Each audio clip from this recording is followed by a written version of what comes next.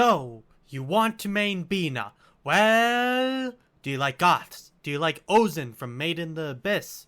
Do you like locked pages? Do you like old bleed mechanics? And most importantly, do you love tea? Then Binah, the Degraded Arbiter, is for you!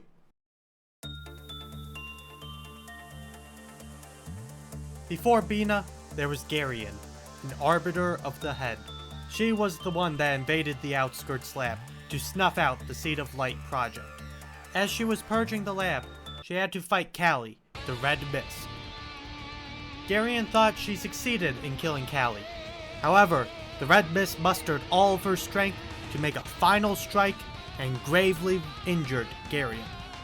Sometime afterwards, the two survivors of the massacre found a dying Garian and decided to probe her for information on how to become a wing.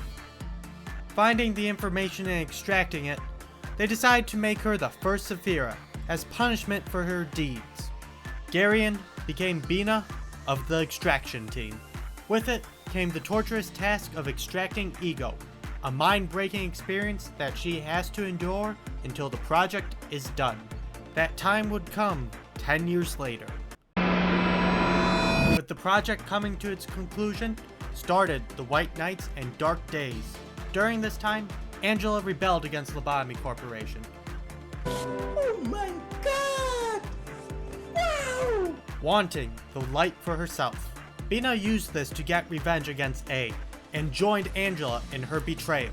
The extraction team and her took on the rest of the Saphira, grinding the other departments down to a standstill. Binah effortlessly defeated Gebura in the rematch, due to her now knowing the properties of Ego. On the fourth day, both sides came to a compromise. The library was born from the ashes of L-Corp. With it, Binah became the head librarian of the floor of philosophy and was put to sleep, waiting for when Angela would need her. Once the library was recognized as a star of the city, Binah was awakened.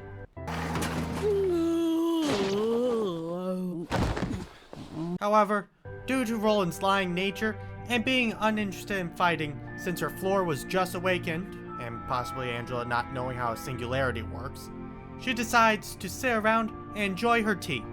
This all changed when Angela wanted to reattract Argalia and made a book of the Red Mist for a reception. This was enough for Binah to consider joining the fun and ready to add another arm to her collection. After the fight and feeling rather invigorated, she decides to remain available for all remaining receptions to teach the world that tea is the best drink. In-game, Binah is an Object Day Art Day key page with 100 HP and 55 stagger resistance. She comes with Endured/HP and the only playable character with an ineffective/stagger resistance. Finally, something that isn't double blunt resistant. She has a 2 to 7 speed range and starts the fight with 4 base light. Unlike her counterpart Gebura, Binah comes with a lot less passives. Her passives are Speed 3, starting the fight with an additional speed die and gaining an additional speed die at emotion level 3. Her unique passive, Binah, making it impossible to remove her unique key page from her or change her combat pages. Weird part for the passive, but okay. Finally, she has Incomplete Arbiter. At the start of the scene, draw until 4 combat pages are in hand. A very strong passive. She will always have access to half of her combat cards. Also, you won't have 4 cards in hand, but 5 due to the normal draw will happen after the passive is activated, allowing her to make plays rather easily. When she gets to emotion level 5, this is upped to 6 cards in hand due to the draw and the additional draw from playing 2 cards. It's important to note, none of her combat pages have a draw effect, so you will have to play around this passive, though it does come with a massive problem. While it is similar to Curiosity, her passive doesn't allow her reshuffling of combat pages, meaning if you run out of light, you will be stuck with high cost cards in hand and no way to access your light recovery aside from skipping turns. To mitigate it, you will have to balance between high and low cost combat pages to get the best results for her. Also, one card will be in the hand pretty much all the time, which is rather annoying because it's her worst one. This passive will separate the bad from the great Binah players. Before going on to her combat cards, let's go over Binah's unique status ailment, Fairy. Fairy can only be applied by Binah, and it is a combination of burn and old bleed mechanics. The opponent afflicted by Fairy will take damage for every die roll they perform equal to the Fairy count. This works on the turn it's applied and not the next scene. Unlike bleed, where it is reduced every proc, the amount will stay the same until the end of the scene. At the end of the scene, similar to burn, the opponent will take damage equal to the Fairy count and then reduce the remaining amount by half, rounding down. This is Binah's primary source of damage. With Binah's combat pages being ranged, she will usually be the first to move against other enemies, allowing her to get the ailment on. From there, the enemies will be debuffed. It's essential that this is the first action done to get as many procs as possible. On a regular grunt, you'll get a couple procs off and it'll be rather unremarkable. However, in boss fights, get ready to bring the pain! With the boss having a massive amount of dice and counter dice to play each scene, you will usually deal over 50 damage per turn, making boss fights a breeze. It's worth noting, Binah is balanced around this ailment, and if you don't take advantage of it, your results will be middling. Or you spread the Fairy to multiple targets, getting a lackluster result. On to her combat cards. All of Binah's attacks are ranged and will come in one of two dice types. Her slashing dice are the Fairy inflictors, while her blunt dice have unique effects when they are used. Let's start off with her slashing attacks and her main form of light recovery, Degraded Fairy. A 1-cost page with the on-use Restore 2 Light. Her dice rolls are 4-7 and 3-7 slashing dice, with both attacks inflicting 1 Fairy on hit. An amazing card, and I'm happy she included 3 copies. This is a better class and respect, but with 2 attacks, and with both of them inflicting a bit of Fairy on top to sweeten the deal. Like with all light recovering effects, it's imperative it happens after you use some light to get the full light recovery. Otherwise, you'll be restoring 1 light and not 2. Unlike other decks that can insert 0-cost cards for light recovery, Binah has to spend light in order to get more light. With Degraded Fairy being her main recovery option, she can run into awkward sequencing situations due to it costing light. However, that is in the very late game when she's done gaining emotion levels, and by then, you have a way to mitigate it. During her climb to emotion level 5, she will get free light refreshes, so this card can be used to put on more Fairy onto the target. If you really want to inflict massive amounts of Fairy, you want to use her next card, Degraded Pillar, a 3-cost page with the on-hit effect of inflicting 3 Fairy to target. The on-hit effect only works with her offensive dice and not with her defensive die. The first die has a staggering 7-11 range, followed up by a 6-9 slashing dice. She ends the range attack with a very strong 5-9 block die. To make this page even better, her first die also prevents recycling of the enemy die and will destroy it in case she doesn't win the clash. She carries 2 copies of this page. This is Binah's best page. It does everything. Inflict massive amounts of Fairy, get over difficult offensive dice, a way to defend herself, and a damn good generic 3-clasher. This page alone will inflict 6 Fairy if all hits connect. I recommend having this be the first page used to get the most amount of Fairy onto the target. From there, it covers for range's biggest weakness, dealing with impossible to defeat singular die. Instead of tanking a one-sided attack, she has the ability to destroy those attacks with her anti-recycling effect, allowing her to clash with powerful singular attacks like Furioso, Jinan, Rampageous Strike, Greater Split Vertical, without destroying the following die. It turns it into an effective tactic to force a clash with them to prevent getting hit by it. The cherry on top is the ending defensive die. This can be reused for any one-sided attack that Binah is able to clash against, or deal with the usually weak third attack from an enemy combat page. Now, let's go on to all of her non-fairy abilities. Let's start off with Binah's only singular attack, Degraded Chains. A 2-cost singular attack with an 8 to 14 roll range with the on-hit effect of sealing an enemy speed die. She has 2 copies of this card in her deck. This is a great crowd control tool. Since it seals the fastest die, any attacks will be placed on their slower dice, making it easier to redirect the attack. Reducing one attack frees up more of your dice to go in for a one-sided attack on more threatening enemies. If you decide to use 2 chains on one person, you will close off 2 of their dice, and not 1. If it isn't a boss, congratulations, you have made an opponent skip a turn. Since it's on hit, if you miss, you get nothing. To avoid that, go in for one-sided attacks, or even better, clash with weaker dice to also gain emotion coins. Also, one minor thing to note, if the enemy is fairied and you want them to lose HP faster, it's probably better to not put chains on them. Cuts into the fairy procs a fair bit. Though, if you're having trouble clashing against an enemy, try to use this next page, Degraded Lock. A 3-cost page with the on-use effect to restore 1 light. It comes with a 9 to 20 blunt die, followed by a 5 to 9 block die. She only has 1 copy of this page. Now, I would go into the upsides of her on-hit effect of increasing the highest cost page by 2. If shimmering wasn't a thing, on non-shimmering fights, this can be used on enemies that have strong attacks and delay it by 1 turn. The main example is the Red Mist and Iori, where you can lock them and they can only use regular attacks or only their mass attack, forcing the boss into a lose-lose situation. This allows Binah's team an additional turn to try and destroy them before it goes back to the original cost. In shimmering fights, this is thrown out the window. All combat page costs are reduced to 0, and if they decide to use the cost increase card, they will always have 2 light available. It doesn't even stop them from doing their game plan. It's better to look at this card as a light recovery card or a good I win card.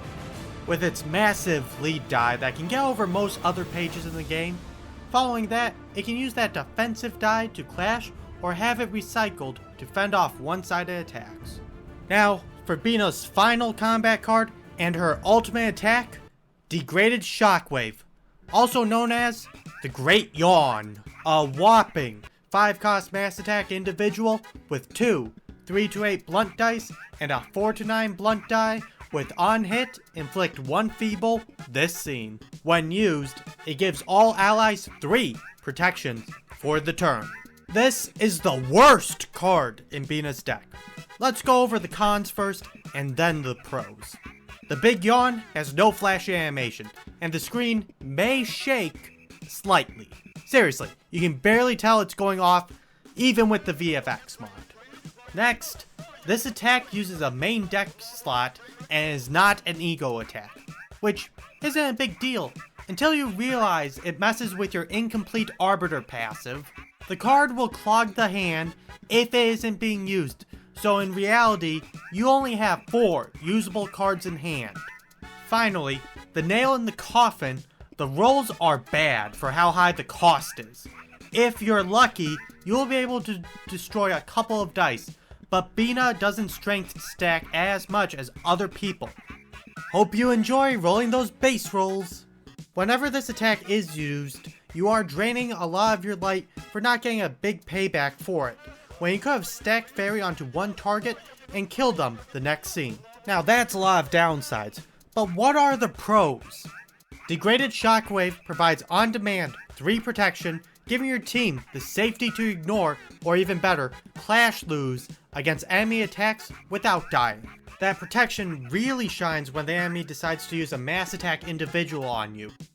You can effectively ignore a ton of on-hit damage. Looking at you, Mr. Furioso. The Feeble is only a bonus. I would not build around it. Finally, Binah is able to use it on the second turn of the fight. Getting to use a mass attack on this turn is massive for swinging the battle into your favor, but it comes with a cost. Binah will only be able to play Degraded Fairy next turn unless you defeat an enemy with Shockwave. The problem is, you want to keep gaining emotion levels to get stronger abnormality pages to start making the reception easier, which, in turn, makes this mass tech into only being able to be used at emotion level 3, where you can recover enough light by playing 2 degraded fairies to not be dead weight. If you do decide to go all in on boosting this, or give Binah a lot of strength, this mass attack can become devastating. Overall, it's a niche page, but it still has its uses. If only it was an ego page, that would be great. But how do I play Binah? なんだか急にぐったりしちゃったけど、いいじゃないか。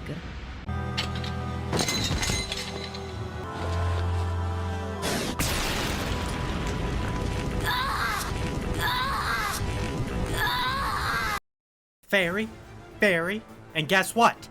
More fairy! Binah is a glass cannon, capable of doing massive amounts of damage to a single target through the use of fairy and being ranged. Once applied, she can sit back and start debilitating the victim while they throw themselves to their death. Even though she is super aggressive, Binah has a couple of tricks to defend herself with her sealing dice, preventing recycling on pillar, and 2 block dice. However, this doesn't mean she is overpowered. She does have her weaknesses. If the enemy is able to beat Binah's clashes, she will suffer greatly due to the lack of damage. If she ever runs out of light, she will be a sitting duck for a while and should be avoided at all costs. But probably the hardest of all is her decision making. She is unique with her drawing cards and will have to alternate between a damage dealer and a debilitator, which a lot of people will struggle with due to the 2 different playstyles. However, this can be all fixed with attributions, teammates, and abnormality pages. Firstly, attributions. Let's start off with a possible light problem. She has access to Gloria's easygoing rebreather, reducing a random page in hand by 1 light after emotion level 2, allowing her to cycle her high cost cards easier, or use her degraded fairy for free and get 2 light recovery to top it off. Another late game option is Hannah's 4 trigrams. It provides everything she wants for every 4 turns, and all options benefit her massively. Taking one or both of these attributions will surely fix her light problem and somewhat draw in case you're not taking certain abnormality pages. Let's give her a bit of power now. This next attribute should be in every, and I mean every, Binah deck. In times like these. At the end of the scene, if she has 3 or less cards in hand, gain 1 strength next scene. Having no draw cards, she will always proc this effect unless staggered or she runs out of light. For other strength gaining options, there's high level acrobatics, reindeer treatment, unstable charge, a fighter that never retreats, eye of death or enervation, empowered first shot, and good old fervor, all giving Binah enough of a boost to make her a serious threat and win her clashes. You could also specialize more into blunt or slash by taking slash power or blunt power up. For sustain, well, you already know what to take. I'm not going to explain it here. Let's move on to her abnormalities.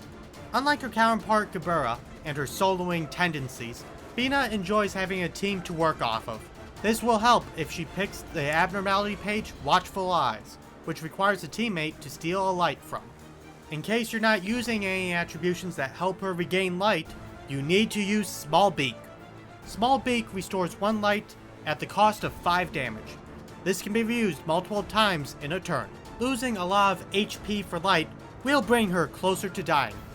With that, she must recover HP to keep the cycle going, which can easily be mitigated with any healing attribute, tilted scales, or big eyes.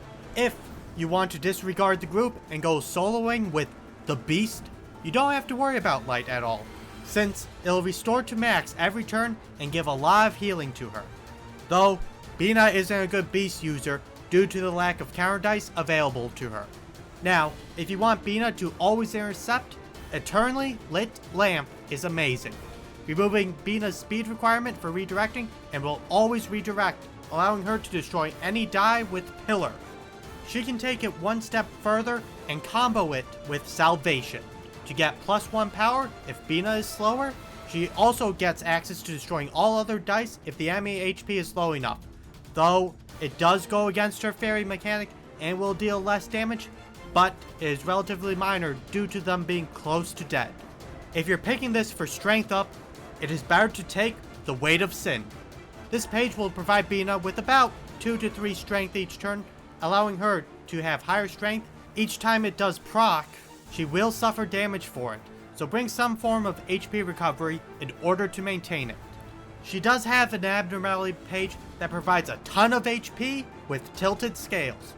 By attacking the target with the most HP, the ally with the lowest HP will get healed, and it procs 3 times each scene. Not that it will always target Binah, but if she gets low enough, it will always heal her. She does have an option of taking Big Eyes, in case she wants more unconditional HP recovery and stagger.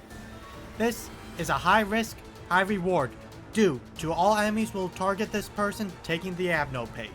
They will take additional damage when hit, but will be able to heal stagger and HP by winning clashes. By taking it, everyone will be gunning to kill Binah, so other teammates will need to run interference by redirecting the attack, which will provide 1 haste to all allies and 1 to 2 strength if you're able to give everyone an abnormality page. If you want to keep everyone alive, try to go for it, but if it's way too restrictive, get Peace, since it's easier to apply. Finally, there are allies that pair well with Binah. I'm not going to cover all of them, but a few. Otherwise, it will look very samey in future guides. If she wants a dedicated buffer, then Yawn fits the prescript perfectly. It provides draw, light recovery, and strength up, all of which Binah would love to have. Though, it isn't consistent, but it eases you into Binah's kit easier. On top of that, he can easily get a +1 power by taking a negative abnormality page, allowing him to fill in as a secondary clasher or defender. In case you need even more light recovery, Ruina, one of the worst 3-speed Object d'Arte, is great for it. Yes, Ruina is on here due to her unique card, Insurance Contract, providing light to everyone else as soon as she discards it. On top of that, if she gets to low HP, which she will have access to the Pixie Powder Mass Attack, which will provide debuffs on all enemies, making them easier to clash with for the turn. Finally, there's Olivier, the best clasher in the game, and also the tankiest with All for Hannah and Defensive Trigram. If you want, you can provide Big Eyes to him, so he will outclash everyone, tank, and heal, while Binah does her damage. Congratulations, you went from a grade 9 fixer to an arbiter of the library. Now get out there and remind everyone that coffee is for losers and tea is for the truly enlightened. Since you're at the end, smash that like and subscribe button. If you already did that, please share the video if you want to help me out and get more people to see this.